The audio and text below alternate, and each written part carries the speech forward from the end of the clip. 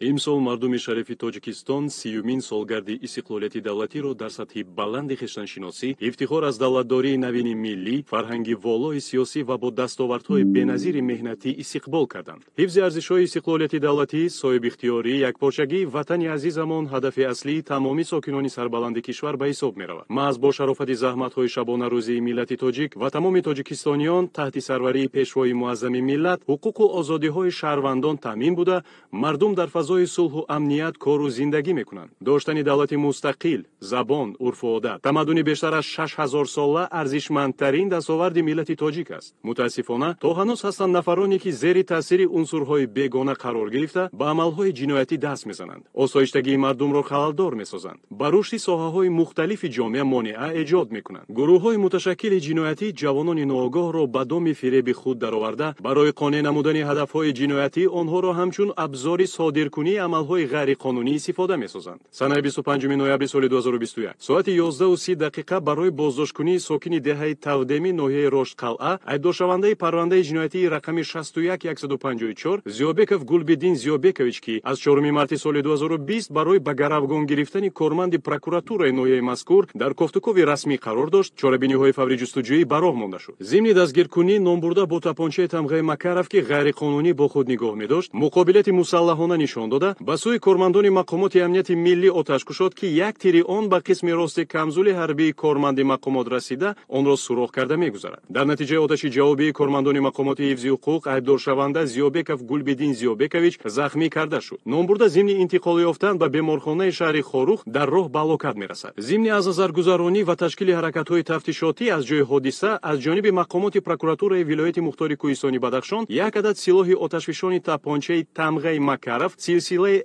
РУ рақами 1100 бо як адад тирдон ки дар дохилаш 5 адад тирҳои ҷангии қуташон 9 мм, 3 адад гилзаҳои қуташон 9 мм ёфта гирифта шуда, ҳамчун далели шайъӣ ҳуҷҷатгузорӣ гардид. айбдоршаванда Зиёбеков Гулбиддин Зиёбекович санаи таваллудаш 31 июни 1992 сол, зода ва истиқоматкунандаи деҳаи Тавдеми ҷамоати Гадуалиеви ноҳияи Рошдқалъа, миллаташ тоҷик, маълумоташ олӣ, соли 2021 аз ҳамсараш ҷудо шудааст, соҳиби як фарзанд, яке аз саркардаҳои гурӯҳҳои муташаккили ҷиноятии ноҳияи Рошдқалъа дар ғасби ҳокимият, монеагӣ ба фаъолияти мақомоти ҳифзи ҳуқуқ, муқобилият нишон додан ба намояндагони ҳокимият, таҳқир, таҳдид, барангехтани кинаву адовати маҳаллӣ даст дорад. барои Зиёбеков Гулбиддин Зиёбекович содир кардани ҷиноят, таҳқир, таҳдид, зӯроварӣ ба амали муқаррарӣ мубаддал шуда буд. номбурда дар маҳалли зисташ мунтазам ба фаъолияти нозирони минтақавӣ монеагӣ эҷод намуда, ҳамзамон садди роҳи чорабиниҳои санҷишии мақомотҳои давлатӣ мегардид. моҳи сентябри соли 2017 Зиёбеков Гулбиддин Зиёбекович дар якҷоягӣ бо ҳаммаслакони ҷиноятиаш Аловатшоев Самат Мусалмоншоевич, Палвонов Қимматшо Аловатович ва дигарон ҷамъ 20 нафар ба прокуратураи ноҳияи Рошдқалъа зада даромада, прокурори ноҳия Нарзуллозода Анварро таҳқир карда, ба рафти баррасии маводҳо оид ба сохтмони ғайриқонунӣ дар деҳаи Тавдеми ҷамоати Гадуалиеви ноҳияи Рошдқалъа дахолат мекунад ки мутобиқи моддаҳои 329 ва 345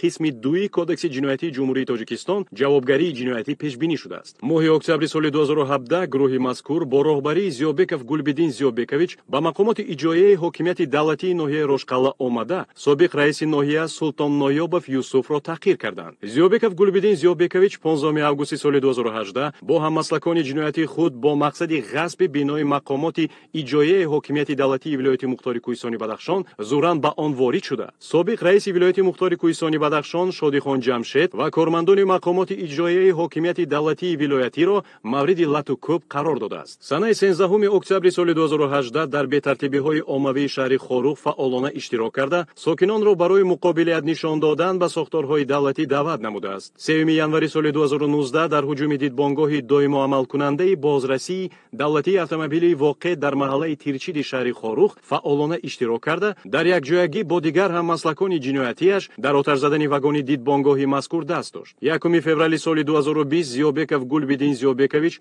дар якҷоягӣ бо алоқаҳои ҷиноятиаш Ғоибназаров Парвиз Қурбонназарович, Фрайдонов Фирдавс Соҳибназарович, Аловатшоев Самад Мусалламшоевич و دیگران یاردمچی پروکورور ناحیه رشدقلعه ابیرزاده عبدالستار اسماعیل و مفتش گروه تفتیشاتی شعبه وزارت کارهای داخلی ناحیه رشدقلعه محمدов حبیب طاهرویچ را مورد لطوکوب شدید قرار میدهند.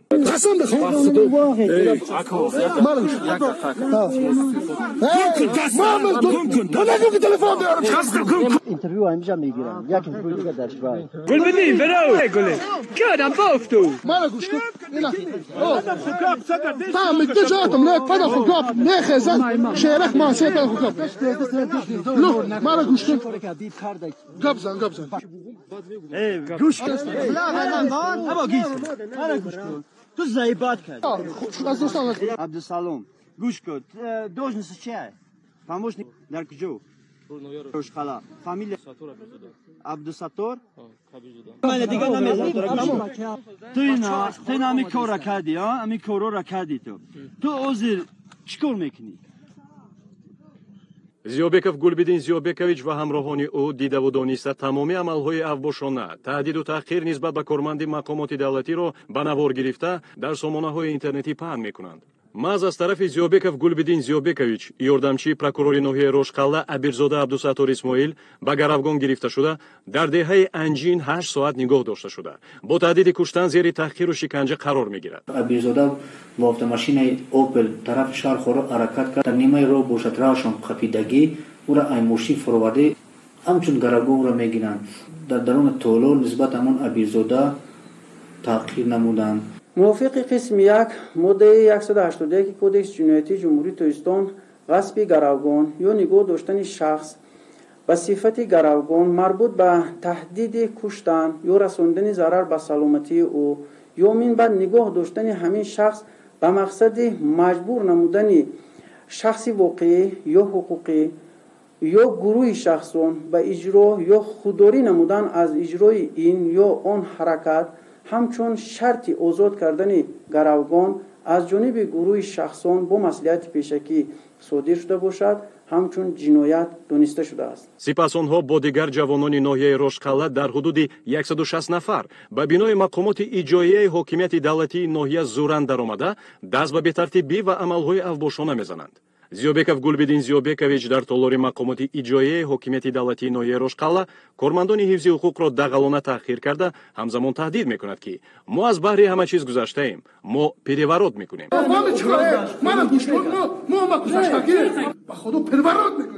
از جانب شهروند یا شهروندان نسبت نماینده حاکمیت دولتی هنگام اجرای وظیفه‌های خدمتی تحقیر و یا اشنام و حقارت‌های قبیح و یا کردارهای ناشایسته انجام داده شود موافق طلبات‌های ماده 330 قسم 1 کدکس جنایتی جمهوری تاجیکستان همچون جنایت دانسته شده است و چنین شخصان باید که موافق طلبات‌های ماده 330 کدکس جنایتی جمهوری تاجیکستان به جوابگری جنایتی کشیده شوند. این چنین اگر در کردار شخص که زورآوری نسبت به مقامات حاکمیت دولتی و یا کردارهایی که به زورآوری مطابق گردانده شده باشد به طلبات‌های ماده 329 کدکس جنایتی جمهوری تاجیکستان جوابگری جنایتی پیش بینی شده است. قضیه مذکور قبلا از جانب ایبدارشونده زیابکov گلبدین زیابکович و هممسلکان جنایتی او غویبنظرов پرویز قربوننظرویچ، فرایدونов فردوس صاحبنظرویچ،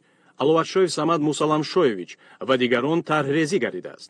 онҳо бо мақсади таҳқир ва латукӯби ёрдамчии прокурори ноҳияи рӯшқалла абирзода абдусаттор исмоил ва дахолат кардан ба фаъолияти хизматии кормандони мақомоти ҳифзи ҳуқуқ аз дастисаву найрангҳои сокини деҳаи юбени ҷамоати деҳоти седжи ноҳияи рӯшқалла шоназарова зуҳро гадомаҳмадовна соли тавлидаш 1997 истифода намуданд.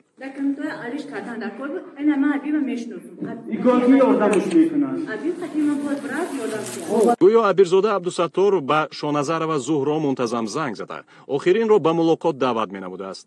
санҷиши ҳолати мазкур собит намуд ки абирзода абдусаттор ягон маротиба бо шоназаров зуҳро вохирӣ барпо накардааст. дар ҳамон рӯзо ман дар ёдам меспарам дар шаҳр корор намудам, берун аз шаҳр будам ва баъд муовин якум ё роҳбари дастгоҳ ба ман занг заданд ки дар навои Рӯшқалла як гурӯҳи ҷавонон ёрдамчии прокурорро боздошт кардаастанд ва он нафарро ба мақомоти ҳокимияти давлатии ноҳияи Рӯшқалла оварданд. муовин якум будам. баъд онҷо кулли кормандони мақомоти ҳокимияти давлатӣ کارمندان حفظ حقوق و بعض فعالان را جمع کرده و بچه ها اظهار کردند که عمیق کارمندان مقامات حفظ حقوق به شأن و شرف فعالان ما میرسند. چنین شخصیت ها باید در مقامات کار نکنند، اینا باید بیرون از بدخشان باشند و از اون نفر خواهش کرد که طلب کردند که او از مردم بدخشان روزی پرسد. وقتی به خارج آمدن بعد با معاون حکم رئیس نماینده زنگ زدن که چه خیر شد، برای چه شما نتونستید همین کار پیشگیری کنید، برای چه نتونستن ساختارهای مقامات حفظ حقوق این مسئله حل کنند. معاون یکم گفت که حادثه بسیار در یک مدت کوتاه رخ داد، گروه زیاد جوانان جمع شدند، خیلی احساساتی بودند و اما یاردمچه پروکرور آوردن در مقامات همین کار. بعد که فهمیدیم گویا که امان یاردمچه پروکرور با یک دخترک شهروند امان محل شونظر را تلفن کرده است. بنابراین این جوانان از همین کار درک افتاد، در غضب شده، خواستند که او را همین خیلی بیایند و جزا کنند و او بخشش طلبند. وقتی که همین حادثه رخ داد و بعد کارهای جستجوی گفتگوی سر کردن و از همین نفران در اینجا شرکت داشتن خواهش کردم که همشون با پرکراتور ولایت بیان و آنجا نشان دادن. من خودم تحصیل رسانی کردم که بچه بیایید چیزی که بوده بیانات دید، همه چیز در دوره قانون سنجیده بروید. بعد امان روزا در خارج آوازه شدن که این دختر رو در پرکراتور ولایت هم بازجویی کرده استند، تعقیب کرده استند و یک روز در اتاق کنده بودم که از نوبتدار زنگ زد که به قبول شما شهروند از نوع روشقلم با پدرش و یک چند جوانان آمده هستند. من گفتم که نباشد، بیایید بعد از نصف روزی ساعت 4 من قبول میکنم، لیکن فقط امان دخترک برد و پدرش. معاون یکم رئیس ولایت محترم میزان‌آباد علی شیخ خدابیدرم دعوت کردن، در جریان گذاشتن که عمیق گپ است، بیاید دو کسر این دختر و پدر قطع صحبت کنیم. چون ساعت 4 شد شونظر و قطع پدرشون آمدن، یک چند نفر دیگر هم پرفشاری کردن که ما هم می‌درویم و در صحبت شرکت می‌ورزیم که صحبت این شونظر با رئیس ولایت چه صورت می‌گیرد. هرچه مایلش ضرور باشد من دارم گوش کنم. بعد اونا در آمدن، خیلی او دختر بود، پدرش بود. من از بین اونا فقط یونوف سلبون شناختم که پیشترم با دیگر کار میکردیم. بود دیگر رو بعد فهمیدم که کلبدین کسی بود، 2-3 نفر دیگر نامشون در یادم نیست، اونا رو شناختیم و یا از یک طرف ششتم منو میزان‌آباد از طرف دیگر. با شونظر رو مراجعت کردم، گفتن که من بطور همچون رئیس نی، همچون نماینده دولت نی، همچون پدر، همچون یک نفری که در همین جامعه با عنوان مذهبی هم دارم مراجعت میگم که دخترم تو بیا همین حقیقت حال گپ زن. در روشقلم چی گپ بود و در پروکراتور ولایت چی گپ بود، همین حقیقت گپ زن نتویستن. گفت اما که در نوع روشقلم همین که کوشد من از مسکو دپارتاسیون کردم. وقتی که اومدم در روشقلم من خواستم که بار دویم با مسکو برگردم. برای این به من ضرور شد که یک شناسنامه باشد، شناسنامه خارجی با نام فامیل خلبکی، چون که از من علاقه رفتن نمیشه. من اومدم با شعبه کارهای داخلی نوع روشقلم مراجعت کردم، گفتن که این کار غیر امکان است. لیکن همونجا گفت یک کارمند همون شعبه کارهای داخلی با نام حبیب محمدوف گفت از قشلاق تقدیم، گفت که من به تو در همین کار یاری میرسونم. بعد دیگه از من طلب کرد که خیلی 300 سومونی بیار یا چوبای معده رو بیار. من این طلبات رو قبول کردم، رفتم خونه، پدرم تا مصلحت کردم. پدرشم تصدیق کرد، گفت من با 300 سومونی و یک سر بز رو گرفتار آورده بعد از حبیب با شناسنامه ملی محلی دادن. دیگر بعد دیگه از قفای حبیب خیلی سرگردان شدیم، یک هفته، 2 هفته، 1 ماه که مسئله ما حل نشد. بعد روز حبیب گفت که من یک آدم رو پیدا کردم که وان پرابلم رو حل میکنه. گفت وای همیشه یاردمچی پروکرور است. بعد میگه نمره تلفن ما رو با همون یاردمچی پروکرور داده است، نمره تلفن او رو به من داده است. شونظر من نگفت، لیکن که من با یوردمچی پرکرور زنگ زدم. این بعد من با نگفت، گفت که یوردمچی پرکرور با من یک چند مرتبه زنگ زد و تکلیف کرد که بیو وخوریم مصرف کنیم و مسئله شناسنامه رو حل کنیم.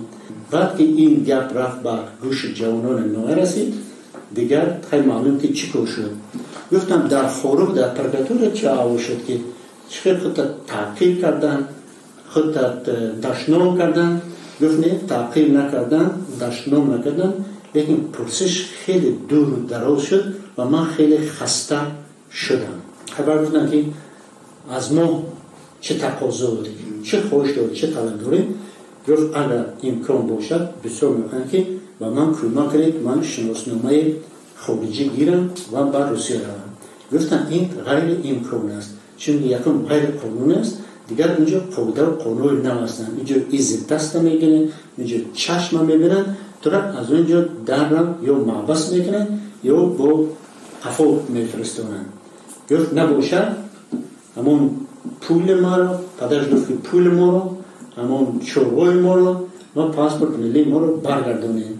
گفت این مشکلات نیست. با شخصان دخلدار زنگ زدن و بعد 2 روز همون پول و همون جبران اونا رو برگردوندن. با ما سوال داری، با ما ناراضگی داری. و گفت نه. بعد بچه گفتن که نه تو همش بگوی، همون چیزی که حقیقت بگوی، چیزی که ما بگفتی تو بگو برایز. لیکن او گفت که من همین گپ گفتگی ما گفتم. بعد من رو گفتم بچه ها انا چیز گپی بود که دکتره گفتم بچه ها کاری که شما کرده این بسیار یک حادثه منفور است، این بسیار یک کار خطا است. این هم برای حیات شما، هم برای آبرو و اعتبار کل ساکنان ولایت مختار کوهستان باشند تاثیر منفی رساند.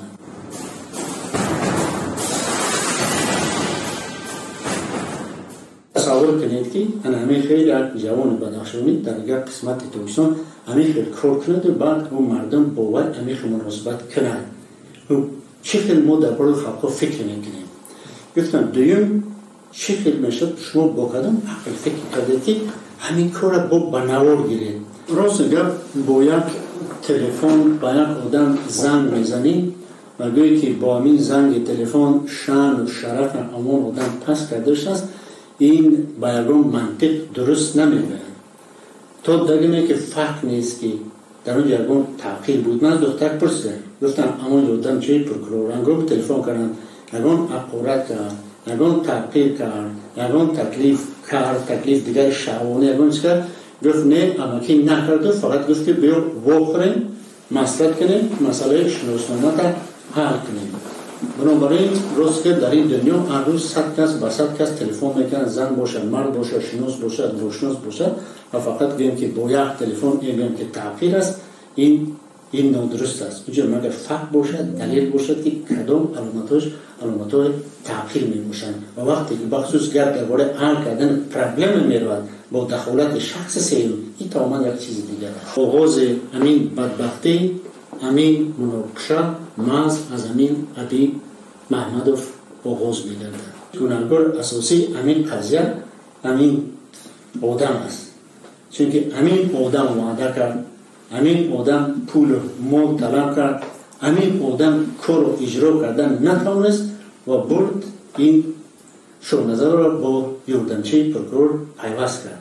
بنابراین اگر ما با همین قضیه نگاه کنیم، آغاز همه مشکلات محض از عملات از همینجا آغاز می‌گردد. ولی باید اگر کار اجرا نکردن نویس میگوید که می‌بخشه نتوانستن جنبست میشه. در جامعه امروزه زنگ زدن یک آدم به آدم دیگر تعقیب یا پس زدن آبرو اعتبار هیچ شدن نمیتونن. هر که ما در یک روز ممکن 10 تا 15 تا زنگ میزنیم، هم با زنکو، هم با مردکو، هم شناس، هم روشناس التماس میکنیم، خواهش میکنیم و این تعقیب گفتنی نیست. بازم یکم کس از محتوای صحبت درک ندارد که گپ درباره چی رفت، سخن درباره چی رفت، موضوع صحبت چی بود. اون یکم تعقیب، یکم فشار، یکم زوراوری بود، هیچ شدن نمیتونه. بنابراین در چنین حالت قضاوت کردن که زنگ زدن با یک آدم این باعث تعقیب و پس زدن شان شرف میشه در عصر 20 این این قابل نیست. اینجا مشکلی روحی روانی نیست، چون که خود او رو پرسیدن گفتن یکون بود که برگان تاثیر یکون تحقیر ترس گفت نیست.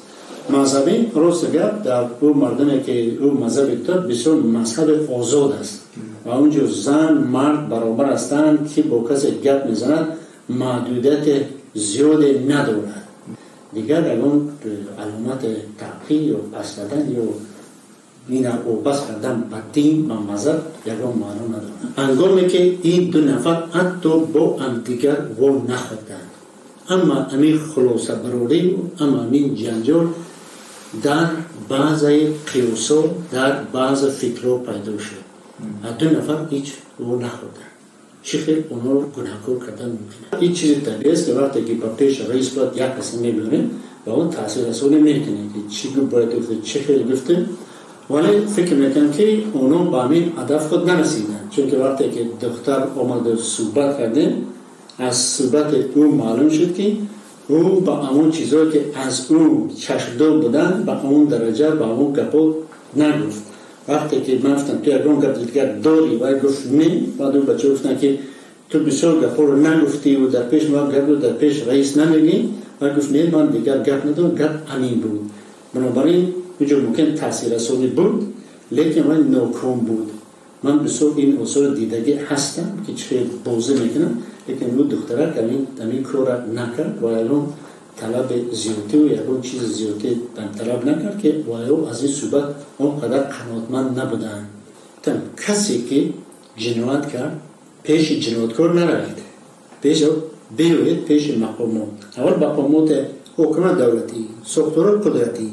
اگر مقامات حکومت دولتی، ساختارات قدرتی با مشکلات شما پاسخ ندادن یا اون توجه زاویه نکردن، شما میتون با تشکیلات بالایی عرض کنید یکم که جنایت بود صادر نشود. دیدیم که جنایت صادر شد اون جوابگری دارد. این خیلی نیست که جوابگری کشن نمیشه، جوابگری دارد. تحقیق زنگ‌های وارداتی و صادراتی تلفنی شاهنظر و زهرا نشان داد که شاهنظر و زهرا با ابیرزاده عبدالستار 12 مرتبه شخصا زنگ زده در مجموع 59 دقیقه صحبت کرده است. در برابر خود ابیرزاده عبدالستار با شاهنظر و زهرا همگی 4 مرتبه با مهلت 1 دقیقه و 6 ثانیه رابطه تلفنی برقرار کرده است. دلیل مذکور با موادهای پرونده جنایتی رقمی 61154 تصدیق می شود. آن وقت این تابلوی زنگ در دست من نبود. اگر من می‌فهمیدم که او دخترک زنگ میزد، من می‌پرسیدم که دخترم اگر تو یکم زنگ زدی بگوی که زنگ زدی چی گفتی و تو نگفت، فقط گفت که او با من زنگ زد، لیکن او یارو با نگفت که وای با یاردمچی پروکرور زنگ زده است. اگر میگفت حضور که من این تبلگرام را دیدم فهمیدم که او دروغ گفته است. این در اونجا نوشته نشده است و نگفته است که دختر اسماعیل با یک نفری که با دین دیگر تعلق دارد، با ملت دیگر تعلق دارد، با نژاد دیگر تعلق دارد گفتگو نکند یا زن و شوهر نشود. امروز صدها دختران جامعه اسماعیل شوهر کردگی به نفوذ دینی، هم سنی و هم خریستانی و هم کاتولیکی و هم دیگران و کسی این را منع نکرده است. و امروز ما باید همین ایسه وطن دوستی، ایسه میهن پرستی، ایسه دولت داری، حرمت بر تاریخ و تمدن سطح ملی رو از اون نیازها عرف و عادتهای محلی خیلی بلند نگاه داریم. اینه بود جوانان در خاطر نگاه داشته باشن، چون که اگر بعد از سال بیرون از بدخشان است، در دیگر قسمت تایستان است یا در دیگر قسمت دنیا است، ولی این ارزش‌های ملی اونا همیشه با ما باید در همه جا باشد. 2 марти соли 2020 аз ҷониби прокуратураи вилояти мухтори кӯҳистони Бадахшон нисбати Зиёбеков Гулбидин Зиёбекович бо моддаҳои 189 қисми 3 банди А барангехтани кинаю адовати миллӣ, нажодӣ, маҳаллӣ ва ё динӣ, 181 қисми 3 банди А ғазби гаравгон Кодекси ҷиноятии Ҷумҳурии Тоҷикистон парвандаи ҷиноятии рақами 61154 оғоз карда шуд. Зиёбеков Гулбидин аз санаи 3 марти соли 2020 расман дар Кофтуков эълон гардидааст. номбурда ва шарикони ҷиноятии ӯ даъватҳои чандин каратаи расмии мақомоти тафтишотиро инкор намуда, барои пешниҳоди нишондод ба мақомот ҳозир нашуданд. ба Зиёбеков Гулбидин Зиёбекович соли 2020 5 маротиба ва соли ҷорӣ 4 маротиба аз ҷониби мақомоти тафтишот расман даъватнома дода шудааст, ки охирин ҳар маротиба кормандони мақомоти ҳифзи ҳуқуқро таҳқир карда, дидаву дониста ва барқасдона аз ҳозир шудан ва додани нишондод саркашӣ менамуд. барои ихтиёран ба мақомот ҳозир шудани Зиёбеков Гулбидин моҳҳои феврал-марти соли 2020 аз ҷониби муовини якуми вазири корҳои дохилии ҷумҳурии Тоҷикистон генерал-лейтенант Аламшозода Абдураҳмон Аламшо бо бародари ӯ Зиёбеков Интизор Зиёбекович 3 маротиба суҳбати фаҳмондадиҳӣ гузаронида шудааст. бо ҳамин мақсад 26 августи соли 2021 сардори раёсати Кумитаи давлатии амнияти миллии ҷумҳурии Тоҷикистон дар вилояти Мухтори Кӯҳистони Бадахшон генерал-майор Салимзода Абдусамад Муъмин бо раиси ҷамоати Гадоалиеви ноҳияи Рошқалла Латипов Муқим Лоҷварович, бародари айбдоршаванда Зиёбеков Гулбидин Зиёбеков Интизор Зиёбекович ва ҳамсояи онҳо Таваккалов Эраҷ Искандарович суҳбат гузаронида таъкид намудааст, ки айбдоршаванда Зиёбеков Гулбидин, ки дар кофтукови расмӣ қарор дорад, ба мақомоти тафтишотӣ ҳозир шавад. лекин ҳар маротиба номбурда аз даъвати расмии мақомотҳои ҳифзи ҳуқуқ саркашӣ менамуд. جماعت قربانشاه گدوالی نوعی روشخلا زیابکov گلبدین زیابکویچ در جستجوی مقامات توی حفظ حقوق قرار داشت. وابسته به این حالت سال 26 آگوست 2021 من با همراهی ساکن دهه تقدیم توکل فیراج اسکندرویچ با که همسایه نزدیک زیابکov گلبدین می باشد و ریاست امنیت ملی در ولایت دعوت گردیدیم. با من و توکل فیراج سردار ریاست امنیت ملی در ولایت مختار کوهستان بدخش سلیمزاده هم صحبت شدم. از جمله سردار ریاست امنیت ملی از ما خواهش نمودند که با زیابکov گلبدین زیابکویچ رسانیم که به مقامات تفتیشاتی حاضر شود. در عکس حال دستگیر و مجبوراً آورده می شود. این چنین قید کردند که در صورت اختیاراً حاضر شدن زیابکov گلبدین زیابکویچ با مقامات حفظ حقوق نسبتش جزای سبکتر تطبیق می‌گردد.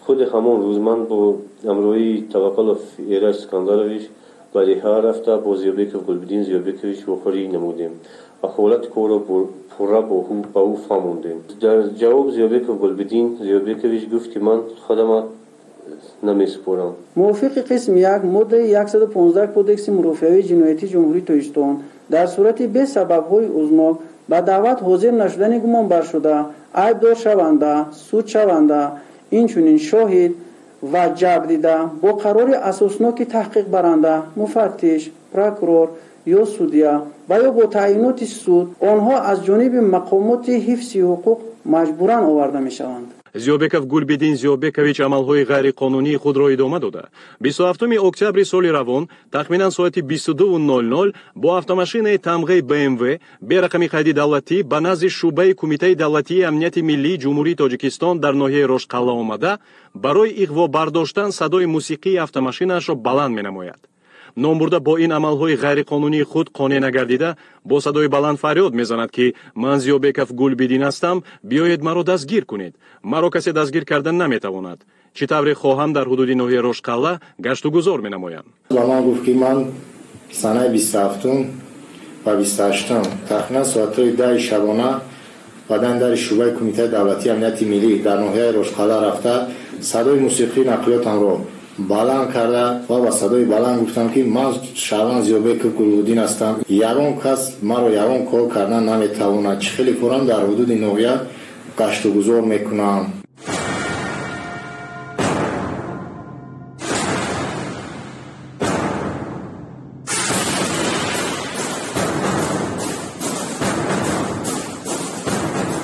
25 ноябри соли равон аъзоёни гурӯҳҳои муташаккили ҷиноятии шаҳри Хорух ва ноҳияи Рошқалла барои амалӣ кардани ҳадафҳои ҷиноятии худ ва дигар мақсадҳои ғаразнок дар майдони Исмоили Сомонии шаҳри Хорух гирдиҳамоии ғайриқонунӣ ташкил намуданд. ман надидастам ягон фармон ягон суханронӣ вобаста охонро ки муридони худро ба ҷанг ба яроқ ба намоиш ба митинг даъват кардааст. дар кадом лаҳзае набошад ӯ мегӯяд ки аз рӯи қонун чорчӯбаи қонуни амон давлат طلبات امان حکومت عمل کنیم. درباره زوری فشار آوردن در یگان سخنرانیش در یگان برآمدش همین گپ نبوده است و باور دارم که نمی شود. худи ҳамон рӯз прокурори шаҳри Хорух Рауфзода Носирҷон Тоҷиддин ҳангоми иҷрои вазифаҳои хизматӣ вобаста ба тафтиши сабаби марги Зиёбеков Гулбиддин бо дигар кормандони мақомоти прокуратура дар беморхонаи вилоятӣ аз ҷониби аъзоёни гурӯҳҳои муташаккили ҷиноятии шаҳри Хорух бе ягон асос мавриди лату кӯби шадид қарор дода шуда ба ӯ ҷароҳати вазнини ҷисмонӣ расонида шуд. бо мақсади ғазби ғайриқонунӣ ва оташ задан гурӯҳи ҷинояткорон ба иншоотҳои ҳаётан муҳими давлатӣ, биноҳои мақомоти иҷроияи ҳокимияти давлатии шаҳри Хорух ва вилоят ҳамла карда, сардори шуъбаи вазорати корҳои дохилии шаҳри Хорух полковник Муборак Қадамзода Абдураҳмон ва командири ротаи қушунҳои дохилии қисми ҳарбии 3503 вазорати корҳои дохилии ҷумҳурии Тоҷикистон майор Ҷабборов Рустам Маҳмад Раҷабовичро бо як бераҳмии махсус мавриди лату кӯб қарор доданд.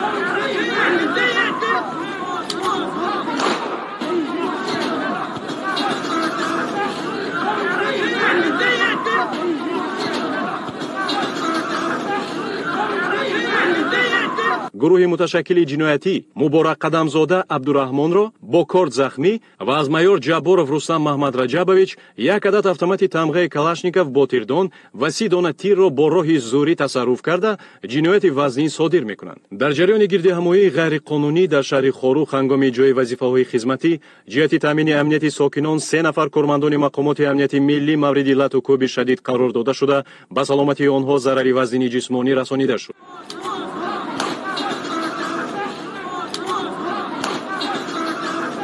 аз тарафи аъзоёни гурӯҳҳои муташаккили ҷиноятӣ як адад силоҳи хизматии кормандони мақомоти амнияти миллӣ тамғаи автомат Калашников бо лавозимоти ҷангиаш тасарруф гардид. ба ғайр аз ин шаби 25 ба 26 ноябри соли ҷорӣ як гурӯҳи шахсони номаълум ба отряди сарҳадии шаҳри Хорух якчанд маротиба кӯшиши ҳамла намуданд. дар натиҷаи чораҳои андешидаи хизматчиёни ҳарбӣ гурӯҳи мазкур пароканда ва аз назди иншооти ҳарбӣ дур гардиданд. санаи 27 ноябри соли ҷорӣ тахминан соати 14:00 дақиқа раиси вилояти мухтори Кӯҳистони Бадахшон Мирзонабод Алишер Худобердӣ бо ҷамъомадагон дар майдони Исмоили Сомонии шаҳри Хорух вохӯрӣ намуд. номбурда аз эътирозгарон талаб кард ки тартиботи ҷамъиятиро қатъиян риоя намуда майдонро тарк созанд ва осоиштагии мардумро халалдор накунанд. раиси вилоят дар доираи ваколатҳои худ ба саволҳои иштирокчиёни тазоҳуроти ғайриқонунӣ ҷавобҳои мушаххас дода изҳор намуд ки барои таҳқиқи холисонаи ҳодисаи дар рӯзи 25 ноябри соли 2021 ба вуқӯъ омада аз ҷониби прокуратураи генералии ҷумҳурии Тоҷикистон гурӯҳи фаври тафтишотӣ таъсис ёфта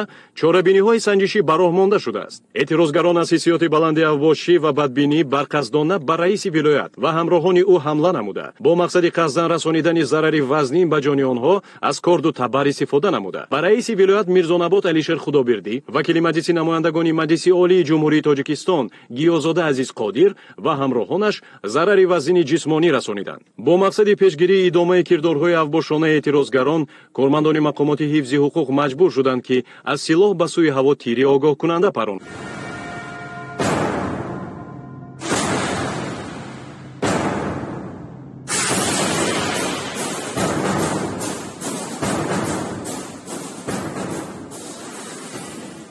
оид ба ҳодисаи мазкур аз тарафи прокуратураи генералии ҷумҳурии Тоҷикистон бо моддаҳои 328 қисми 2, 330 қисми 1, 237 қисми 3 банди А ва 110 қисми 2 бандҳои А ва Ж Кодекси ҷиноятии ҷумҳурии Тоҷикистон парвандаи ҷиноятӣ оғоз карда шуда тафтишоти пешакӣ идома дорад. Бадахшон бо табиати дилфиреби худ миёни дигар минтақаҳои сайёҳӣ дар Осиёи марказӣ ҷойгоҳи махсус дорад. бояд гуфт ки дар доираи эълон гардидани солҳои рушди деҳот, сайёҳӣ ва ҳунарҳои мардумӣ вилояти мухтори Кӯҳистони Бадахшон ба беҳтарин мавзеи сайёҳӣ дохил гардида. таваҷҷӯҳи сайёҳони дохиливу хориҷӣ ба ин сарзамини зебо сол ба сол зиёд шуда истодааст.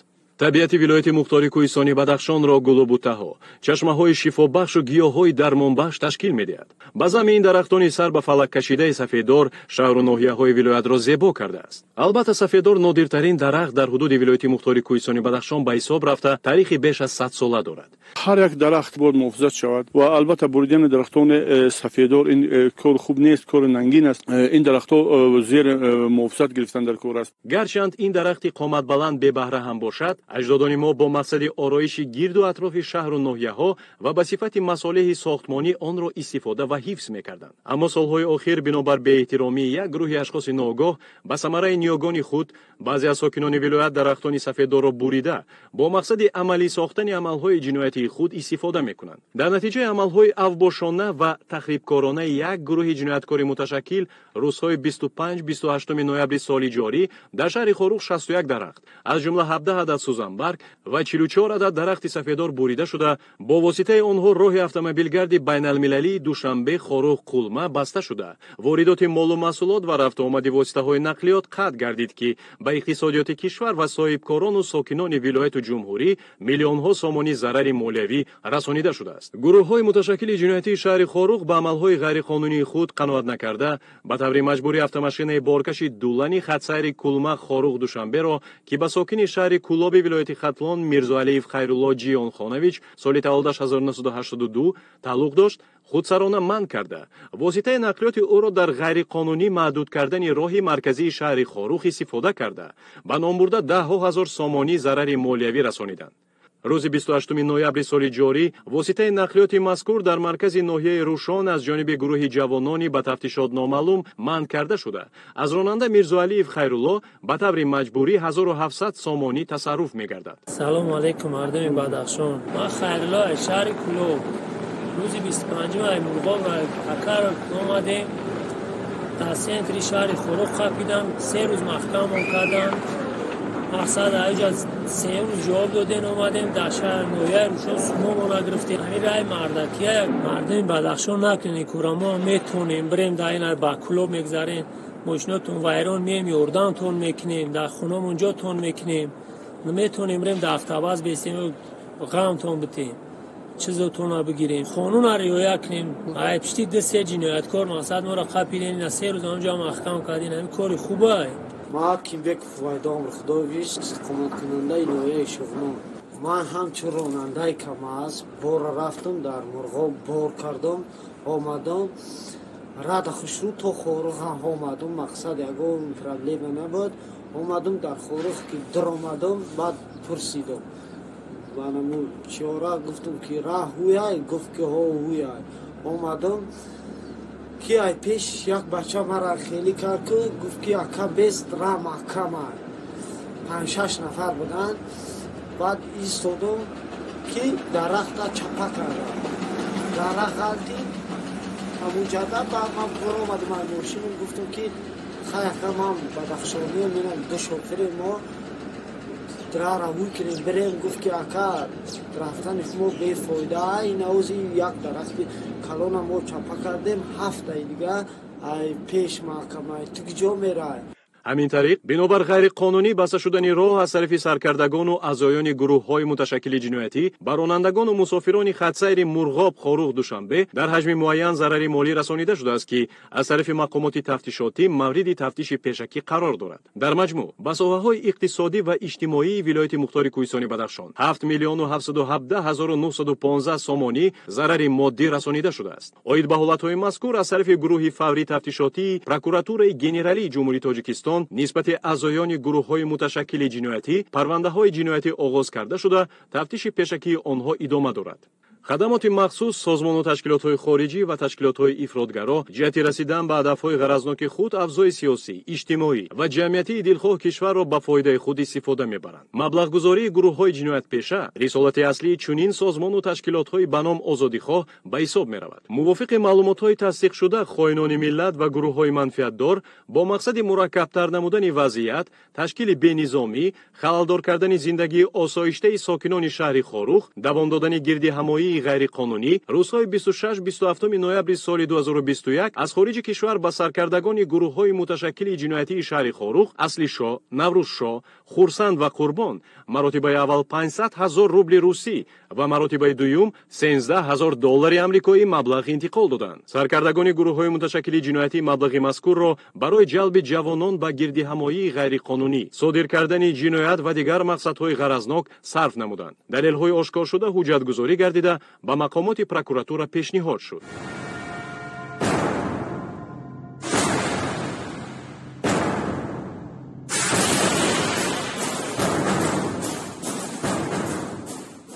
саркардагону аъзоёни гурӯҳҳои муташаккили ҷиноятӣ таъкид мекарданд ки ба ҳаракатҳои ҷинояткоронаи худ хотима бахшида ба мақомоти тафтишотӣ ихтиёран ҳозир шуда ҷуброни зарари дар натиҷаи кирдорҳои ҷинояткоронаи худ расонидашударо барқарор созанд. тибқи талаботи қонунгузории мурофиавии ҷиноятӣ ба ашхоси ихтиёран ба тафтишот ҳозир шуда сабукии ҷазо пешбинӣ гардидааст. дар ҳолати ба мақомоти тафтишот ҳозир нашудан нисбати шахсони гунаҳгор чораҳои қотеона андешида мешаванд. бо мақсади решакан кардани ҷинояти ҷинояткорӣ, муборизаи беамон бо гурӯҳҳои муташаккили ҷиноятӣ, ҳамкорӣ ва мусоидати ҳар як фарди баору номуси ҷомеа лозим мебошад. ман як шахси солхӯрда вақте ки ҳамин воқеаро шунидам, бовар манакунед 3 шабу 3 рӯз хоб нарафт.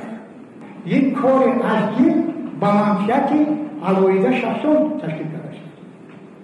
охир бадахшониҳо уно ай гузашта сар карда фақат корнамоиҳо нишон медоданд, дар ободиҳо даст медоданд, дар росондӣ даст медоданд. ҳай бинед ки ин қадар шароити хубро имрӯз ба мо ҳукумати ҷумҳурӣ бо сарварии сардори гирем ки бо ҳақлу бо тамизи мо барои мо ташкил карда шудааст, аммо имрӯз ба ҷои оне ки ба созандагӣ дастем, мо барои оне ки ҷавонон имрӯз пешрафт шаванд و دیدیم که تربیت اجتماعی مسئول شوند و دیدیم که جمهوری را در دولت‌های دیگر برابر کنند برحق گرد هموی تشکیل میشه. و این چی گپ است؟ این خدا چی؟ و چی نداده است؟ همون یک گروهی دیدیم که امروز تمام ولایت را افراز کرده است. ما نسل کلانسار اینا محکوم نکنیم، ایرانه نگیم، ما مراجعت بکنیم با کل مردمی و ساکنان نوع اشکاشه که هر ما فرزندانمون امروز تاکید کنیم، فرزندانمون نصیحت کنیم که آنها با کارهای خیر دست نزنند. آنها طرفداری این شخصیت‌های گیرن که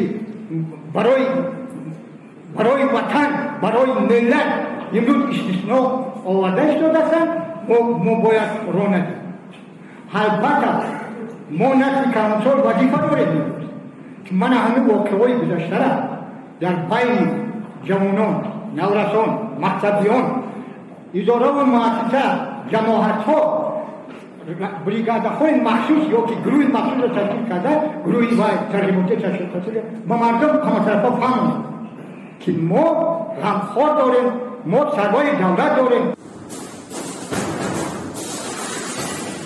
алоқамандӣ бо гурӯҳҳои муташаккили ҷиноятӣ ба рушду суботи давлат, ҷомеа, соҳаҳои мухталифи ҳаёти кишвар, ба мафкура ва маънавиёти насли ҷавону солими миллат хатари ҷиддӣ дорад. ҳар як амали гурӯҳҳои муташаккили ҷиноятӣ ба иқтисодиёт ва сатҳи некуаҳволии сокинони вилояти мухтори кӯҳистони Бадахшон зарари ҷиддии молиявӣ, ахлоқӣ, рӯҳи равонӣ расонида, рушди минтақаро ба 10 солаҳои дигар қафо мепардояд. Бадахшон дар куҷо будем?